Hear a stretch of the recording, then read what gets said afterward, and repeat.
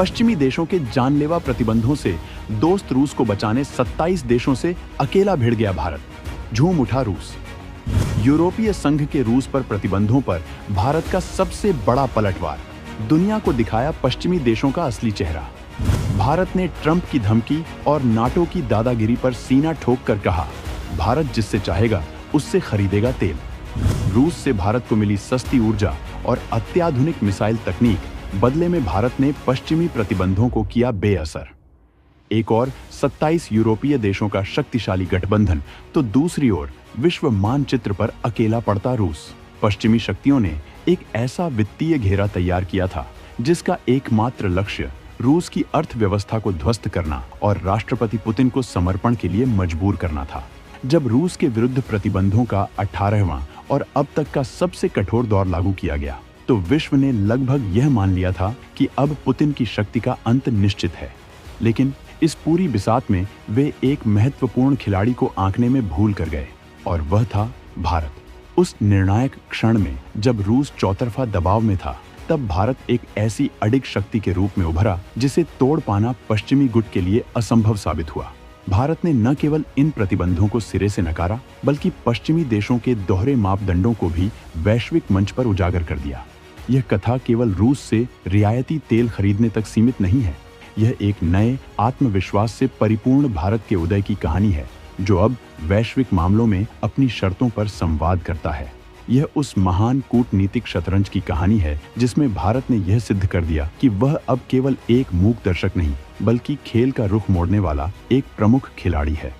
हम आपको इस पूरी विस्फोटक खबर की गहराई से जानकारी देंगे, तो हमारे साथ बने रहें और इस विषय पर अपनी प्रतिक्रिया कमेंट में साझा करना न भूलें। पश्चिम का चक्रव्यूह और रूस पर 18वां निर्णायक प्रहार।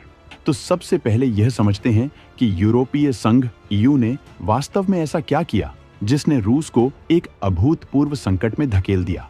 27 देशों के इस शक्तिशाली ब्लॉक ने रूस के विरुद्ध अपने प्रतिबंधों की 18वीं श्रृंखला जारी की। यह कोई सामान्य घोषणा नहीं थी, बल्कि यह रूस की आर्थिक जीवन रेखा को काटने की एक मेटिकुलसली नियोजित रणनीति थी। इसका मुख्य निशाना रूस का ऊर्जा निर्यात था, जो उसकी आय का सबसे बड़ा स्रोत है, और इसी के बल पर वह यूक्रेन के साथ चल रहे संघर्ष में अपनी स्थिति बनाए हुए है। इस पैकेज का सबसे घातक पहलू था रूसी कच्चे तेल पर एक नया डायनेमिक प्राइस कैप लागू करना। सीधे शब्दों में कहें तो इसका अर्थ था कि रूस को अपना तेल वैश्विक बाजार मूल्य से 15% की अनिवार्य छूट पर बेचना होगा, जिससे उसके मुनाफे में भारी गिरावट आएगी। इसके अतिरिक्त EU ने रूस के ऊर्जा इंफ्रास्ट्रक्चर, उसके पुराने तेल टैंकरों के विशाल बेड़ा और यहाँ तक कि उसकी सैन्य खुफिया एजेंसी GRU के शीर्ष अधिकारियों पर भी कड़े प्रतिबंध लगाए। इस रणनीति में भारत को भी उलझाने का एक प्रयास किया गया, जब उन्होंने भारत स्थित रूस की प्रमुख कंपनी रोसनेफ्ट के स्वामित्व वाली वडिनार रिफाइनरी को भी अपनी प्रतिबंध सूची में शामिल कर लिया। यह एक बहुआयामी हमला था, जिसका उद्देश्य रूस को आर्थिक रूप से अपंग बनाना और उसे अंतर्राष्ट्रीय स्तर पर पूरी तरह से अलग थलग कर देना था। पश्चिम को पूरा विश्वास था कि इस 18वें प्रहार के बाद पुतिन के पास आत्मसमर्पण के अतिरिक्त कोई विकल्प नहीं बचेगा। हालांकि उनके सभी समीकरण उस समय धरे के धरे रह गए जब इस महाखेल में भारत ने अपनी चाल चली। भारत का करारा जवाब और पश्चिम के दोहरे चरित्र का पर्दाफाश। उस समय जब अधिकांश देश मौन थे, भारत अपने मित्र रूस के पक्ष में एक अभेद्य दीवार की तरह खड़ा हो गया। भारत ने यूरोपीय संघ के इस कदम की न केवल तीखी निंदा की, बल्कि इसे स्पष्ट पाखंड और दोहरे मापदंड की संज्ञा दी। विदेश मंत्रालय के प्रवक्ता रणधीर जायसवाल ने एक ऐसा बयान जारी किया जिसने पश्चिमी देशों के तर्कों की हवा निकाल दी। उन्होंने स्पष्ट रूप से कहा, भारत किसी भी प्रकार के एकतरफा प्रतिबंधों को मान्यता नहीं देता है। ऊर्जा व्यापार के क्षेत्र में दोहरे मानक स्वीकार्य नहीं है। हमारी सर्वोच्च और एकमात्र प्राथमिकता हमारे 1.4 अरब नागरिकों के लिए ऊर्जा सुरक्षा सुनिश्चित करना है। यह केवल एक कूटनीतिक बयान नहीं था, यह उन पश्चिमी देशों के लिए एक आईना था जो अक्सर नैतिकता की आड़ में अपने हितों को साधते हैं। भारत ने उन्हें याद दिलाया कि एक तरफ वे भारत जैसे देशों पर रूस से दूरी बनाने का दबाव डालते हैं और दूसरी तरफ वे स्वयं रूस से ऊर्जा खरीदना जारी रखते हैं। भारत ने दुनिया के सामने यह तथ्य उजागर किया कि स्पेन और बेल्जियम जैसे यूरोपीय देश स्वयं रूसी एलएनजी के सबसे बड़े आयातकों में से हैं। जब आप स्वयं रूस के साथ व्यापार कर रहे हैं, तो आपको भारत को उपदेश देने का कोई नैतिक अधिकार नहीं है। भारत के इस रुख ने उन पश्चिमी देशों की नीतियों पर सीधा सवाल खड़ा कर दिया है, जो अपनी सुविधानुसार अंतर्राष्ट्रीय नियमों की व्याख्या करते हैं। भारत ने यह स्पष्ट कर दिया कि वह राष्ट्र नहीं है जो किसी बाहरी दबाव के आगे अपने राष्ट्रीय हितों से समझौता कर ले। भारत ने विश्व को एक मजबूत संदेश दिया है कि हमारी विदेश नीति का संचालन केवल और केवल हमारे राष्ट्रीय हितों के आधार पर होगा, किसी अन्य की धमकियों या दबाव से नहीं। पश्चिम की बेचैनी का कारण क्या है? असली ऊर्जा का महासंग्राम।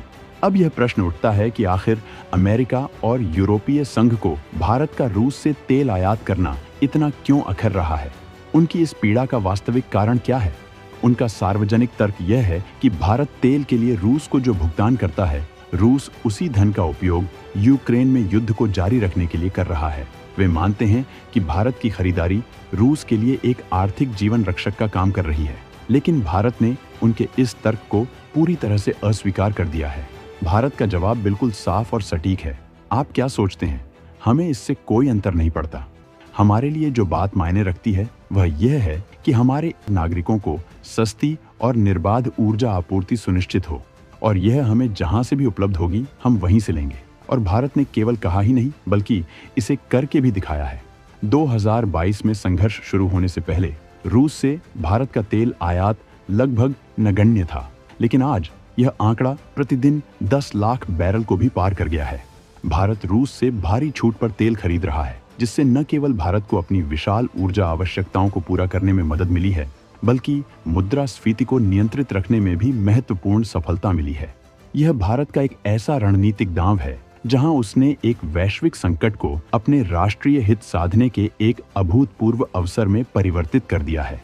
यह दर्शाता है कि भारत अब ऊर्जा के इस वैश्विक महासंग्राम में किसी का अनुयायी नहीं, बल्कि एक स्वतंत्र और शक्तिशाली निर्णय करता है। अघोषित संग्राम, डॉलर के प्रभुत्व पर रुपया रूबल की चोट। यह संघर्ष केवल तेल और प्रतिबंधों तक ही सीमित नहीं है। पर्दे के पीछे एक और कहीं अधिक गहरा और रणनीतिक युद्ध लड़ा जा रहा है। यह युद्ध है अमेरिकी डॉलर के वैश्विक प्रभुत्व को चुनौती देने का। दशकों से वैश्विक व्यापार का एक बड़ा हिस्सा अमेरिकी डॉलर में होता आया है, जो अमेरिका को एक अद्वितीय शक्ति प्रदान करता है। वह किसी भी देश पर प्रतिबंध लगाकर उसे वैश्विक वित्तीय प्रणाली से बाहर करने की क्षमता रखता है। भारत और रूस मिलकर इसी शक्ति की नींव को चुनौती दे रहे हैं। दोनों राष्ट्रों ने अपने द्विपक्षीय व्यापार के लिए एक वैकल्पिक तंत्र विकसित किया है, रुपया रूबल व्यवस्था। इसका सीधा सा अर्थ है कि अब भारत रूस को तेल के भुगतान के लिए डॉलर पर निर्भर रहने के बजाय अपनी राष्ट्रीय मुद्रा यानी रुपये में भुगतान कर सकता है, और इसी तरह रूस भी भारत से आयात के लिए रूबल का उपयोग कर सकता है। यह एक क्रांतिकारी कदम है। यह पश्चिमी बैंकिंग प्रणाली को दरकिनार करने का एक प्रभावी माध्यम है। इससे न केवल डॉलर पर भारत की निर्भरता घटती है, बल्कि यह अमेरिकी प्रतिबंधों के प्रभाव को भी काफी हद तक कम कर देता है। यह एक मूक वित्तीय क्रांति है जो डॉलर के एक छित्र शासन के लिए एक गंभीर चुनौती प्रस्तुत कर रही है। यह कदम भारत को न केवल ऊर्जा के क्षेत्र में, बल्कि आर्थिक रूप से भी अधिक स्वायत्त बनाने की दिशा में एक महत्वपूर्ण मील का पत्थर है। यह दर्शाता है कि भारत की दृष्टि केवल तात्कालिक लाभ पर नहीं, बल्कि दीर्घकालिक रणनीतिक स्वतंत्रता प्राप्त करने पर केंद्रित है। आज का भारत किसी एक शक्ति गुट से बंधकर अपनी पहचान बनाने वाला देश नहीं है। यह अपनी विदेश नीति का संचालन एक मल्टी वेक्टर यानी सर्वहित साधक दृष्टिकोण से कर रहा है, जिसने दुनिया के सबसे अनुभवी कूटनीतिक विश्लेषकों को भी अचंभित कर दिया है। भारत की इस अनूठी कला को देखिए। एक और वह रूस के सबसे विश्वसनीय सहयोगी के रूप में उसके साथ खड़ा है, तो दूसरी ओर वह अमेरिका के साथ अपने अब तक के सबसे बड़े रक्षा समझौतों को अंतिम रूप दे रहा है। एक और वह रूस से S-400 मिसाइल रक्षा प्रणाली और सस्ता तेल प्राप्त करता है, तो दूसरी ओर वह फ्रांस से राफेल लड़ाकू जेट और अमेरिका से प्रीडेटर ड्रोन भी खरीदता है। भारत का यह दृढ़ रुख केवल रूस के साथ मित्रता निभाने तक ही सीमित नहीं है। यह चीन और पाकिस्तान जैसे पड़ायसियों के लिए भी एक बहुत बड़ा और स्पष्ट संकेत है। जब भारत अपने सबसे पुराने और समय परीक्षित मित्र रूस के लिए अमेरिका और यूरोप के 32 देशों के दबाव के समक्ष नहीं झुका, तो यह कल्पना करना भी व्यर्थ है कि वह चीन या पाकिस्तान के किसी भी दबाव के आगे झुकेगा। यह भारत की रणनीतिक स्वायत्तता का ऐसा प्रदर्शन है जो उसके विरोधियों के मन में एक स्पष्ट संदेश भेजने के लिए पर्याप्त है। इसे गुटनिरपेक्षता 2.0 या नॉन अलाइनमेंट का एक नया और अधिक मुखर संस्करण कहा जा सकता है। लेकिन अब भारत केवल न्यूट्रल नहीं है, बल्कि वह एक अग्रणी शक्ति की भूमिका में है। एक ऐसी शक्ति जो किसी संघर्ष में सीधे शामिल हुए बिना अपनी कूटनीतिक और आर्थिक क्षमता से शक्ति के वैश्विक संतुलन को प्रभावित और निर्देशित करती है।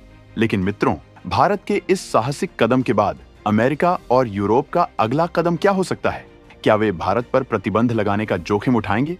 और भारत अपनी ऊर्जा सुरक्षा को भविष्य में सुनिश्चित करने के लिए और कौन से बड़े कदम उठा सकता है? इन सभी प्रश्नों पर आपके क्या विचार हैं? भारत के इस आत्मविश्वास से भरे और स्वाभिमानी रुख के बारे में जानकर आपको कैसा महसूस हुआ? क्या यह एक भारतीय के रूप में आपको गौरवान्वित नहीं करता? अपनी राय नीचे कमेंट सेक्शन में अवश्य साझा करें।